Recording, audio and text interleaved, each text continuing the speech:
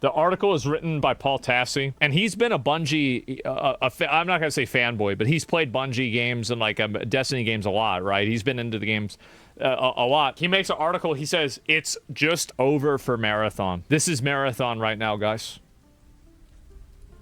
This is it. When Paul Tassi is saying you're done, it's really done. If he's saying a Bungie game is done, it's bad. I tried to put this off for a while now, giving Marathon the benefit of the doubt in terms of fixing what ails it, maybe snagging an audience that's large enough to make it at least sustainable. But no, it's over. I can't do this anymore.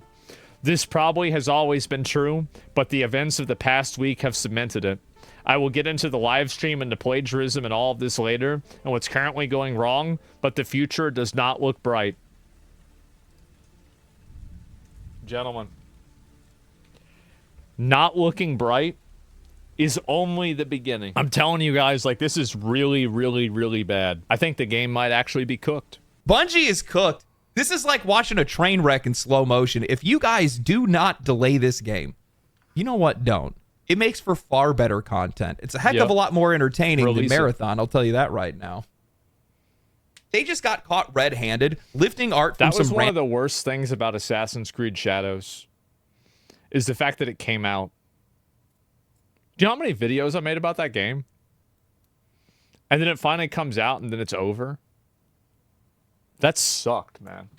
I hate it when video games come out. Random artist on Twitter and just throwing it into Marathon. The funny thing is, this isn't even the first time that these guys have gotten caught doing something like this before. It's so lazy. It's so scummy. It's so blatant. It's the fourth time. And it shows Apparently. how little creativity the studio has left and how hard and fast they're trying to rush Marathon out the gate. I played Marathon, and I can say with absolute confidence, it's not going to work. Nope. It doesn't stand a chance. They don't. The thing is that I was on vacation when Marathon came out, but when I saw that Shroud didn't even play it for a day, I was like, wow. Holy shit. Understand the audience. They don't understand the game. They don't understand the genre. And it's so woefully uninspired that it makes a lot of sense as to why they're just copying things that other people are doing. And in some cases, copying their art, I guess. Maybe not Shroud, it was somebody else. Like, but either way, it was like one of those people. It might have been like Lyric or somebody like that. Like, or I don't know. It might have been somebody else. He played it for a bunch of days. Maybe I'm thinking of somebody else. Yes, as well. You compare this to a game like Arc Raiders, and the contrast between the two of them couldn't be any more clear. So today what we're going to do is we're going to talk about the allegations against Bungie and their artwork, and also the pitiful reception of Marathon. They are not going to beat the Concord allegations. Oh. Bungie seems to have a very close relationship. No, they cannot be Concord 2 anymore. Now they're Art Raiders. It's just better. With plagiarism. You know what this guy looks like? He looks like a really, really badly done AI version of an androgynous version of fucking what's his name from Guardians of the Galaxy 1? Rodon or something like that. That guy that, like, you know, Ronan. Yeah, Ronan. Yeah, bro, he looks like a soy version of Ronan. At least over the last few years. One of the first instances we saw of this was actually back in 2021 for the Witch Queen expansion of Destiny 2, where Twitter user Relay314's fan art of Xivu Arath was used 1-for-1 in-game without permission or notification. So this is the first time that they had done it. Okay, right. It's not a dude, though. If you can't immediately tell the gender of the characters in a video game, the video game is going to be garbage. That's the new rule, gentlemen. If it is not immediately evident and completely obvious what the gender of the characters are, you are dealing with an American brain-rotted Western studio that thinks making androgynous characters is appealing. And if you have already reached the level of rot that thinking androgynous characters is what audience wants, the whole game is going to be trash. And in the Lightfall because it's made by trash expansion, it happened again. Julian Falona's artwork was lifted and used inside of a cutscene. And again in 2024, when Bungie collaborated with Hasbro to make a Nerf replica of the Ace of Spades pistol from Destiny 2, this time lifting the entire design from the artist Tofu Rabbit, aside from a recolor and some minor cosmetic changes. They just took that in every one of these cases, Bungie pointed the blame to a third-party contractor that they had outsourced their work to, resolved the issues quietly, and then compensated the artists. Actually, as we speak, Bungie is in the middle of an active lawsuit with writer Kelsey Martineau, who alleges that Destiny 2's Red War campaign in 2017 and the Curse of Osiris expansion copied elements from his sci-fi story. Character design. This one is like kind of okay. This is like, you know what this is? It's like again, it's like what I said about how whenever you take a Photoshop text and the first time you use Photoshop and you apply every different like filter to it, like bold, background, overlay, imprints, everything on it, you put all of them at the same time. Published on WordPress between 2013 and 2014. These claim similarities in the name of the Red Legion, the antagonist's motivations, and several narrative elements like a celestial entity, the use of flamethrowers, and a consciousness transfer. Bungie filed a motion to dismiss the case, but the judge ended up rejecting it, citing insufficient evidence due to Bungie's inability to provide a playable version of the allegedly plagiarized content. Wow. And that's all because the Red War and Curse of Osiris expansions don't exist anymore. They're part of content that Bungie had vaulted. It's like, who the fuck wants to play like a bitch with a microwave on her head? What are you, retarded? Who thought this was a good idea? You stupid? Like, fucking retarded. What the fuck is this? Removed from the game, then deleted all of the files altogether for reasons that can never fully be explained. This was the same move that alienated a huge portion of their player base. Bungie removed content from the game that players had paid for, claiming that they needed to do it to get more memory space for future expansions. And I'll be honest with you guys, as a player who owned that content, there is nothing more satisfying than watching this come back to bite them in the ass. And now here we are in 2025, and Bungie has still not learned their lesson. Like, look at this. Nobody wants to look at this. This is weird, bro. Like, look at this. This is so stupid. Like, who does this appeal to? This is gross, man. Like, Marilyn Manson? No, that's not true. Bro, Marilyn Manson in like the 90s, I'm not gay, but he was a really attractive guy. He was a really good looking guy. It's not even close. User and artist N2, also known as Anti-Real or @Anti-Real in lead speak, has called them out once again, this time for lifting their artwork and using it without permission in Marathon's alpha. These accusations aren't vague. They were direct, specific, and backed up with visual evidence. On Twitter, they shared images and wrote, "The Marathon Alpha released recently and its environments are covered with assets lifted from poster designs I made in 2017. Bungie is, of course, not obligated to hire me when making a game that draws overwhelmingly from the same design language I have refined for the last decade. But clearly, my work is good enough to pillage for ideas and plaster all over their game without any pay or attribution." This is also after they said that it was all a mistake. Bungie says this is a mistake. After multiple people, including the person who runs the art for the game, has followed this individual on Twitter for a long period of time, predating this event occurring. I don't have the resources nor the energy to spare to pursue this legally, but I have lost count of how many times a major company has deemed it easier to pay a designer to imitate or steal my work rather than to write me an email. In 10 years, I've never made a consistent income from my work, and I'm tired of designers. You know what I find to be even funnier about that? Is that I bet paying some random Twitter artist would have been cheaper than paying the designer. Like, they could have probably just paid this person less money and you would have had the same thing done. But you go with some industry designer that copy pastas something from Twitter. Like, it's really, you're paying more money to get a knockoff version of something instead of just buying the real thing. companies mood boarding and parasiting my designs while I struggle to make a living. Another Twitter user pointed out that Joseph Cross, the art director at Bungie, follows Anti-Real on Twitter and asked if there might be a connection. The artist had responded saying, he's followed me for a few years and a few others from Bungie, never heard any communication. Just to add insult to injury, mainstream media outlets began circulating fake quotes from the artist, attempting to sensationalize the story further by fabricating statements like, I'm completely floored. This is my full-time job. Insane fake quote. I sell these posters online. They're not obscure. A major company has deemed it easier to pay a designer to imitate or trace than license or commission the work. This didn't come from the artist, and using fake quotes to farm clicks on top of an artist that's already being... If you're fake quoting somebody for something that they said, like, you do not hate journalists enough. You do not.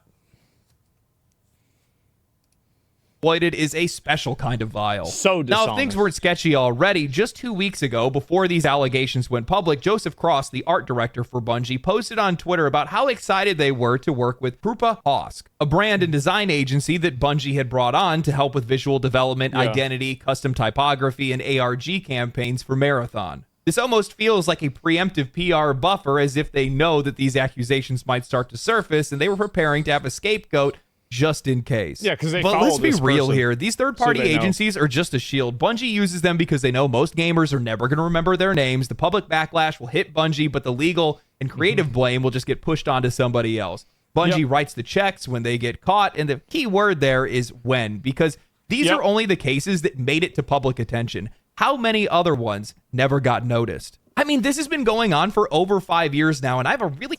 Yeah, what do you think the odds are that the only cases of stealing art were the ones that were discovered?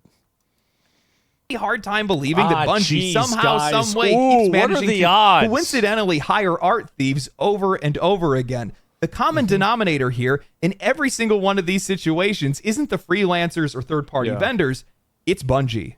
So why does this keep happening? Why? That's a good point. If you keep hiring all of these people, but you keep getting the same result, at a certain point, how does this keep happening to just you? Do they keep doing this? Well, that's because they just don't have the time or the talent anymore. Bungie has laid off aggressively in recent years. A lot of the talent that they let go were key contributors to games like Halo, Destiny, and Destiny 2. And with Destiny 2 in decline and pressure from Sony mounting ever since they acquired Bungie in 2022, they simply do not have the same creative force behind their projects anymore. They are rushing Marathon and other content out the door to meet deadlines and deliver returns. And when time runs out and creativity is thin, people take shortcuts. And honestly, that makes a lot of sense because Marathon feels like a game that's being shoved out the door, ready or not. Bungie has done almost nothing to engage with their audience before the release of the closed alpha, and then their entire rollout of the game has been messy. The initial teaser had some intrigue. I remember the initial video of Marathon looked kind of cool, and I was a little bit excited for it. And then everything after that, I mean, the vibe of it originally was kind of good, but then when they started showing the characters and everything, bro, it was cooked. It was cooked. In the cinematic trailer, people like the ARG. Any advertising is good advertising. Well, that. You know who says that? A person who doesn't work in advertising. How'd that work for Concord? The elements in the visual direction, but the gameplay trailer absolutely tanked. As the time of this writing, it has 24,000 dislikes. Jesus. Most of the comments are flaming the game. They've also delivered nothing but mixed messaging. They told Destiny 2 PvE players that Marathon isn't for them, despite the fact that it's their loyalty, time, and spending that funded Bungie's... Well, this might be something like... I remember everything, as usual. Do you remember when Bungie, after a while, and they focus tested Marathon around a bunch of Escape from Tarkov streamers, and all of the Escape from Tarkov streamers said yeah, we don't really think this game is very good, and then 2 months later they were releasing it? Remember that? Yeah, they all hated it. Yep. Projects in the first place, instead of honoring their core audience. They are chasing a new one they don't even understand, in a genre that they've never even developed in before. It's yet another case of a studio abandoning what made them successful in favor of mimicking what's trendy. And honestly, what else would a mimic do other than copy everything else around it? We are going to see a lot more of this. A lot more. All these companies that have been complaining about rising development costs, all these layoffs that we've seen, that is all pressure that is being laid on top of these designers and artists. And that's right. The more that they have them making these cookie cutter games and these copy paste projects, the less time and resources and experience they have to be able to make anything, the less creative freedom they have, well, the more likely they are to start cutting corners. And part of that is because they're just trying to save time more than anything else. But the other part of it is they just don't care. That's why you see stuff like this. We see this with workers that are just phoning it in for a paycheck because they feel like they're forced to do the work, because they feel wholly uninspired by it, because they're not being led properly. And as a result, you get something that is uninspired, and you get something that most of the times ends up being plagiarized.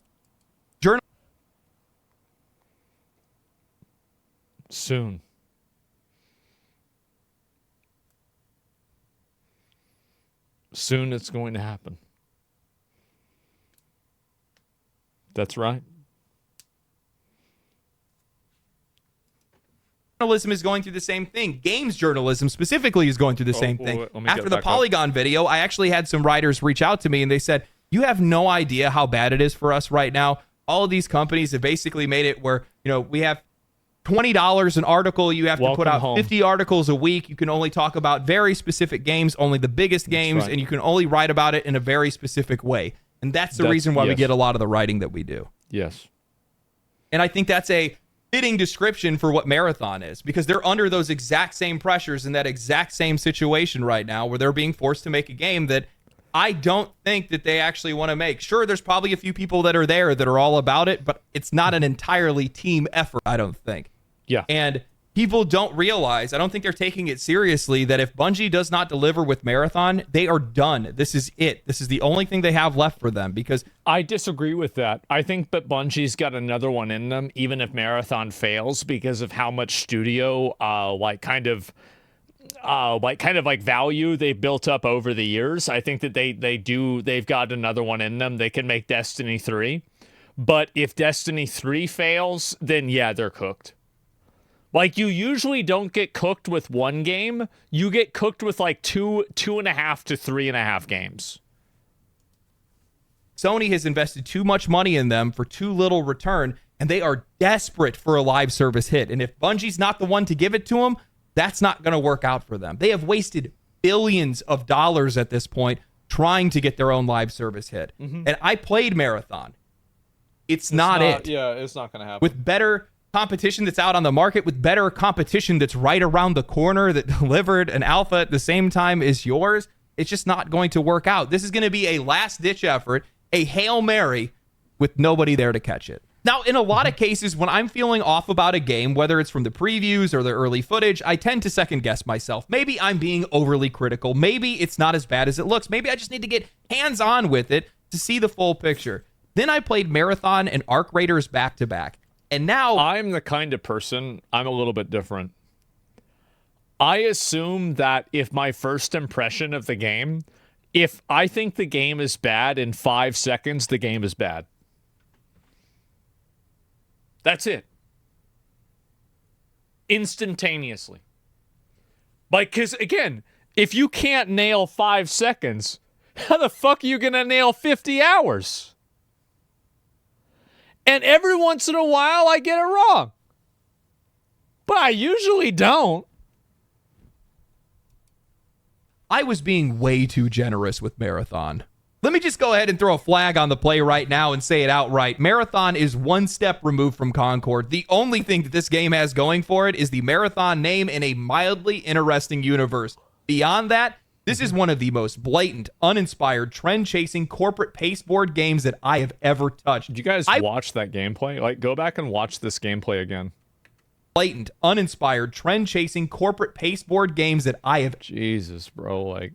Going for it is the Marathon name in a mildly interesting universe. Beyond that, This is one of the most blatant, uninspired, trend-chasing corporate pasteboard games that I have ever touched. I would go as far to say that Dragon Age the Veilguard had more flavor than Marathon. This is factory.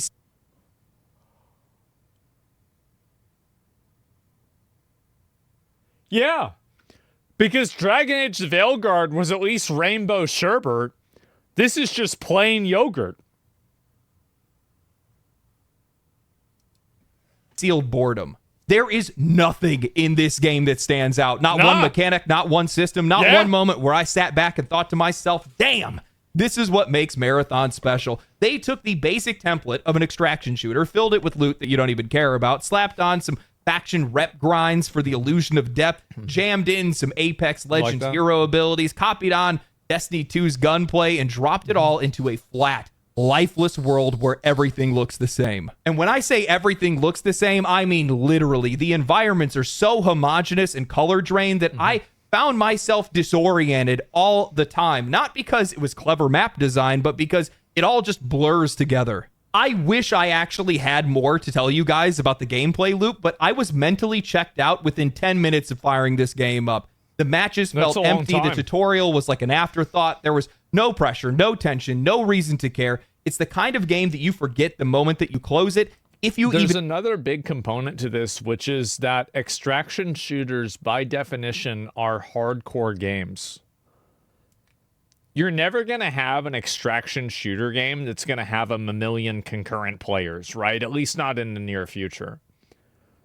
Any game that has negative progression that's that extreme is never going to be massively appealing to an average player, because average players don't have that amount of time to invest into it. That's it. Arc Raiders incoming. Arc Raiders is going to be a popular game, and I'm sure people will play it at the beginning, but I think it will level off the same as every other extraction shooter game, and every other extraction game does, even like Dark and Darker. And it will have a narrow but dedicated audience. And I think that a narrow but dedicated audience is great, but whenever you're a studio like Bungie, you have to, like, you're so big, you have to target a more mainstream audience than just like a very small amount of people like that. And make it that far. And I am not the only one that feels this way. A former Bungie designer, Vince, who now goes by Fractal Grove on YouTube, specifically called out Bungie's art direction. He pointed out to the overuse of cool colors, especially blue tints, and explained how it creates a psychological sense of fatigue. It drains players. Compare that to something like Ultra Kill, which uses aggressive reds, oranges, and yellows to generate adrenaline, danger, and excitement. That's color theory 101. This is basic art philosophy. And am I the only person? I feel like both of them are fatiguing, but they're just fatiguing from different ways, right? It's like anything that just continually has the same theme constantly is just boring to watch after a while. Bungie, a studio that once helped define visual spectacle for shooters, seems to have just forgotten it. But honestly, what really... It's like you even think about, like, for example, in Halo, right? They made Halo. Think about how much different Truth and Reconciliation was than, I don't know, the maps in... like the open on the beach, right? I mean, I think actually that's all part of the same level, like for that example, or like the last level in the game, right? Pillar of Autumn. Yeah, exactly. Silent Cartographer. Yeah, like it's totally different spectacle, right? Totally different game. And like the vibes, like the thing is that, like if you look at this is Halo 1. Let me see if I get a good image of this. Bro, this shit went so hard. I think this is the remake, I'm pretty sure. But like this was insane how good this was, even back then. Like you've got to remember, this came out over 20 years ago. This had absolute fucking aura. Like, do you remember driving across the bridge? Like the light up bridge on the Warthog? Do you guys remember that? Yeah. It's still good? Yeah, no, it's still good. That's what's crazy about it, is it is still good. Even now. That's the difference between like graphical fidelity and art direction. Is that these games had insane art direction, and also, by the way, back then, the graphics for this game were next level. Like Halo for its time, the graphics were fucking insane. Marathon for me was just general whiplash. It's the same thing that I felt going from Baldur's Gate 3 to Starfield, from Kingdom Come Deliverance 2 to Avowed. It's that sense of expectation crash, that realization that you're playing something with no soul after coming from something that was brimming with it. Yeah. Because just before I got into Marathon, I played Arc Raiders, and that game gets it. Play it at all. The moment you step into the world, it commands your attention. It is so breathtakingly beautiful. The lighting, it looks good. It just looks good. That's it. The detail, the sound design, it all works here. You feel like an explorer that is cautiously surfacing to this hostile world. The sound alone becomes a mechanic. You crouch, listen, stop. You can hear these arc machines before you even see them, and you're avoiding fights because you don't want to blow your cover. That tension is constantly building with every single item that you collect. You're calculating your risk. Should I push for more loot? Should I break for extraction? One wrong move, a metal detector, a flock of birds, and your position is blown. You jump, you panic, you play it smart because the game is pushing you to. And Arc Raiders actually understands the audience that it's going for. It's an extraction shooter. Like, the thing is that Arc Raiders, I think, like, again, like, I watched a little bit of other people play it. I didn't play it myself. I think a lot of games are trying to recapture that vibe that the original PUBG had. Because, like, there was a vibe that the original, like, first map, third-person PUBG had that I feel like no other BR has been able to capture. Tarkov, I just can't comment on. For the mid-core crowd, and it nails that balance. You have a pet rooster that goes out and brings back materials. You can dismantle in the field so you can make room for more loot. And yes, unlike Marathon, Arc Raiders actually has proximity chat. Embark doesn't think that they need to insulate their players from one another for safety. Removing proximity chat because you're worried about toxicity. Remember what I was saying before about, like, androgynous characters? That's it. That's all you need to hear. That's all you need to hear. That's it. It's over.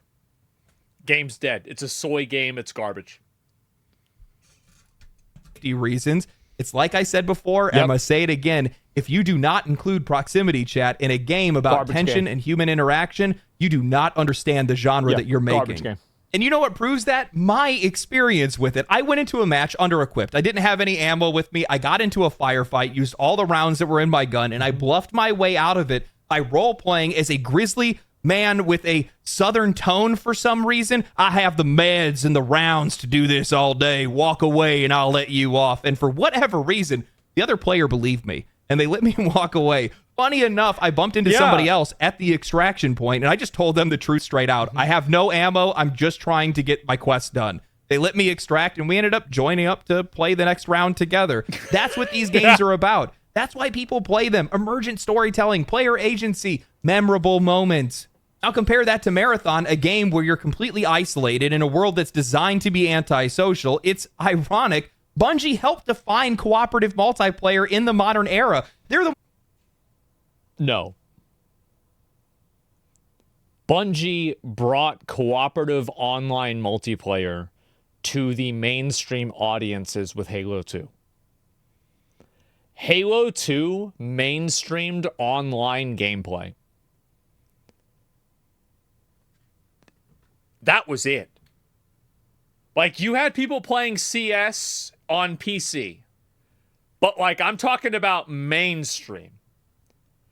Everybody had fucking Xbox Live.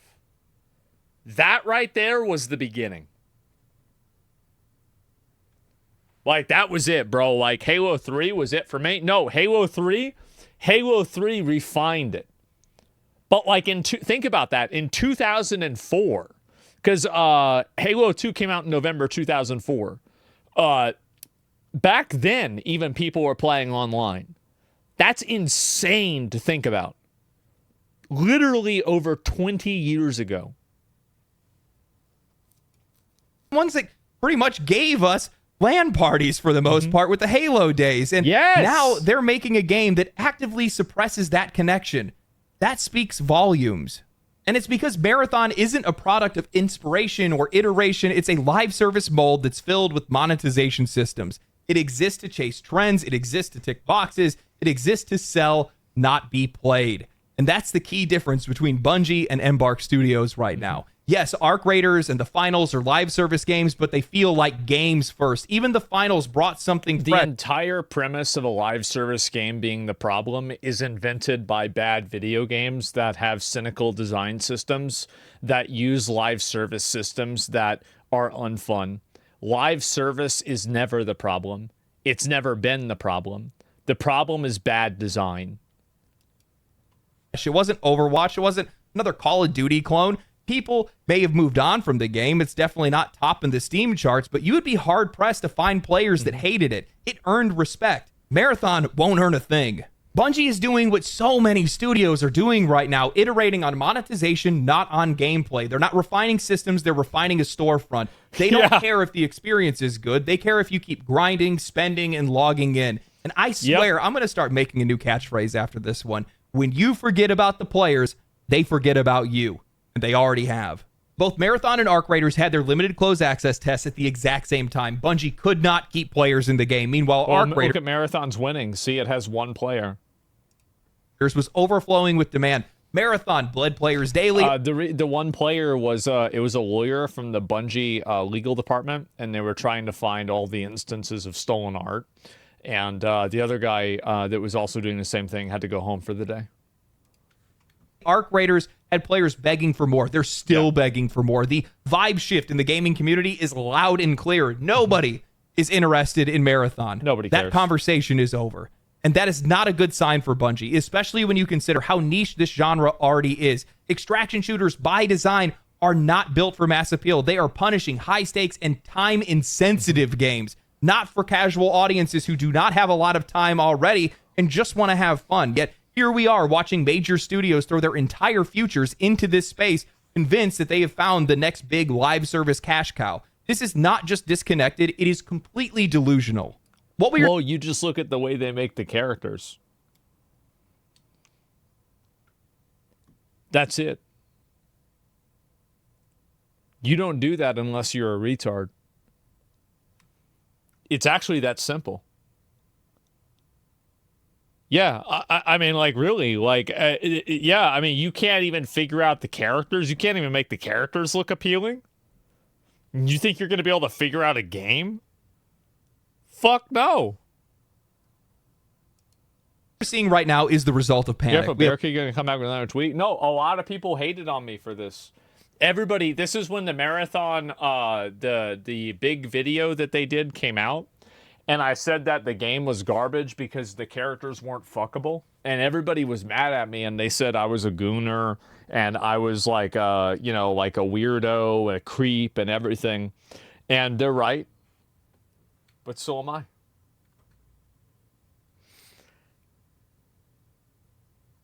Yeah, that's it. Doesn't matter. Literally doesn't matter. Like, you like, whatever insult you can give doesn't matter. I'm still right. Like, it's still true, and no amount of crying, insulting, you know, these like weird patronizing comments, not a single one of them is ever going to make a dent in that reality.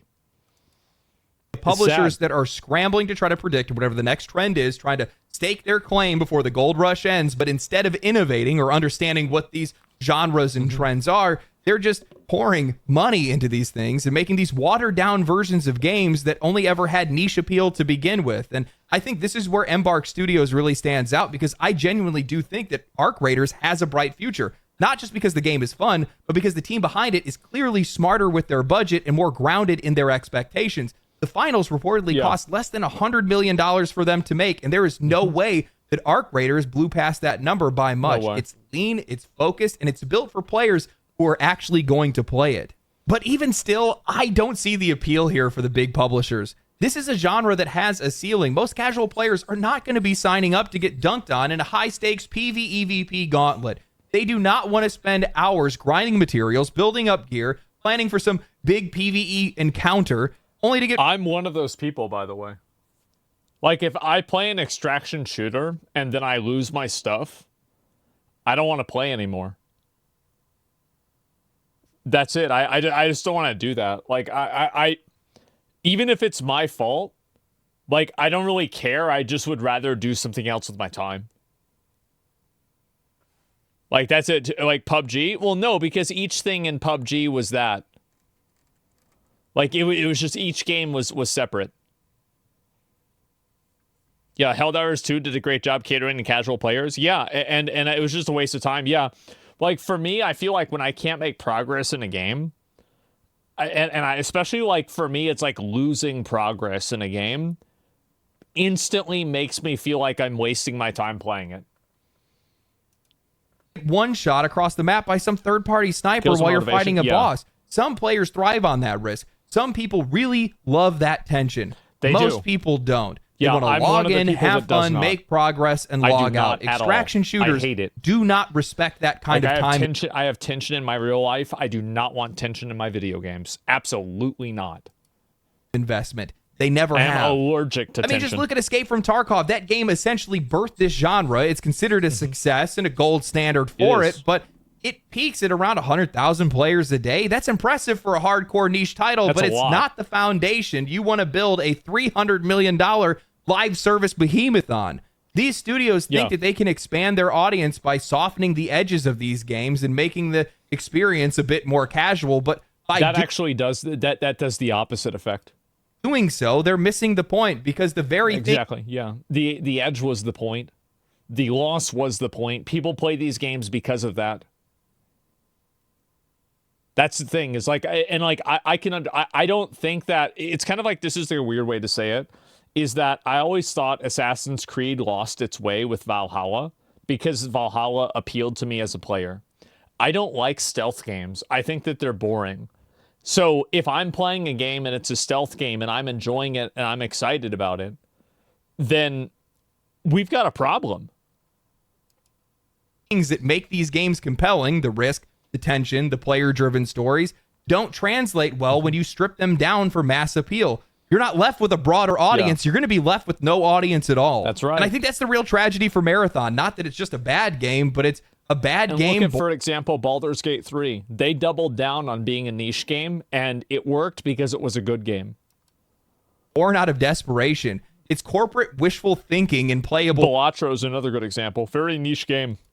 Form. A studio chasing a trend it doesn't even understand in a genre that was never built to carry that much weight. It's not the next big thing, and it never will be. They need to stop trying to make the next big thing, and they need to go back to making the thing that they think is cool. That's how this all started. That's where all of this came from. That is the reason why Bungie left Microsoft and Xbox to begin with. Yep. They wanted to reach beyond Halo. They wanted to do something different. They did that with Destiny. They didn't even, apparently, I don't think Bungie even wanted to make Halo Reach. It's just that, like, they kind of had to, and like that's why Halo Reach was like the last good game. Right? They did. What was it that they did? They had to. Yeah, I thought that was their expectation. And they shackled themselves to it. Now they shackled themselves to just live service games altogether. I do not feel like they care about what they're making, nor do they have the talent or the leadership to even be able to try to achieve it. I mean, the essence of this game is literally just a ripoff of a bunch of other games. They're not doing anything to iterate on it whatsoever. And on top of that, you're now stealing art from indie artists as well, or allegedly stealing art from indie artists as well. Kind of save myself. It's not even allegedly anymore. They literally admitted that they didn't. They literally they said that they did it. Self on that one, but at this point, I mean, just pay somebody else to make it. It's clear that you guys don't want to. I just don't see a world where this game succeeds. Not unless they push it back another 2 years and then approach it like it's Destiny 3. I know that sounds crazy, but these guys should be working off of their strengths. They should be making a game for the audience that they already do have. Because if they make Destiny 3, I'll play Destiny 3. I don't give a fuck about Marathon anymore. Like, I'll play Marathon when it comes out because it's like the new game that's coming out. But like, I'm not going to get into it. You get much higher buy-in from your players and also from other players as well. You should be working off of your strengths, your current customer base, and not this imaginary audience that you guys think you can go after. Especially when you're charging a premium price. Mm-hmm. I'm sitting here and I'm like, how is nobody made a true competitor to Borderlands or The Division? It's like those two games just exist out in the ether, and there's been a couple of ones, but they've been like really knockoff kind of titles. If one of these companies actually put their foot down and made something like those games, it could do well. The only games that I know of, at least for live service games, is Once Human, which I think is a really cool concept. They have a lot of really cool stuff with that game. Game's really fun to play, but yeah, I played it. Still has a little ways to go. They got some stuff they need to work on with that. But I haven't played it for a while. Outside of that, the first Descended. I talked to the devs with that game. I met them. They're smart. I like them. I mean, at the Q&A for the first Descendant, the most important question that was asked was why it's a good why question. One of the female characters' toenails aren't painted. That's right.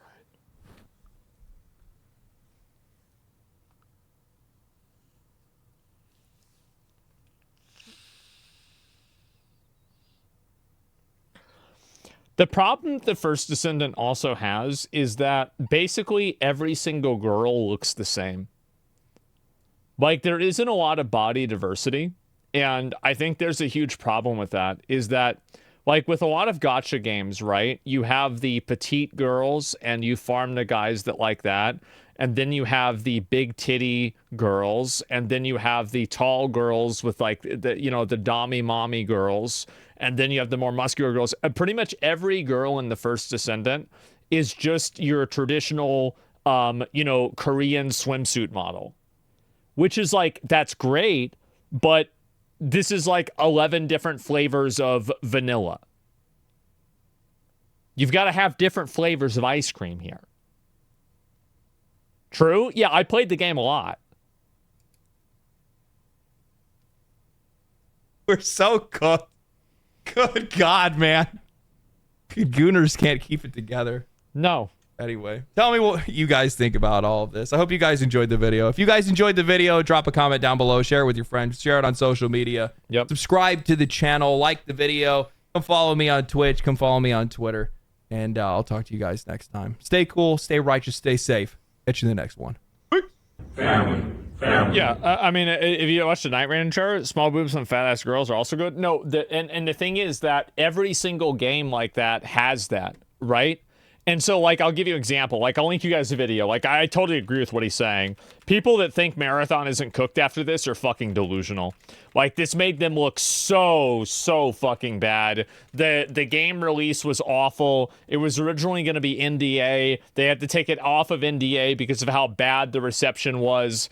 It was really not good. And I'm not seeing things improve Bungie at is all. This is like watching Marathon. a train. I'm not. I think Marathon is pretty much done. And it's been cooked since the gameplay trailer? Yeah, it has been. As soon as they started showing those characters and everything like that, people were just fucking done with it, man.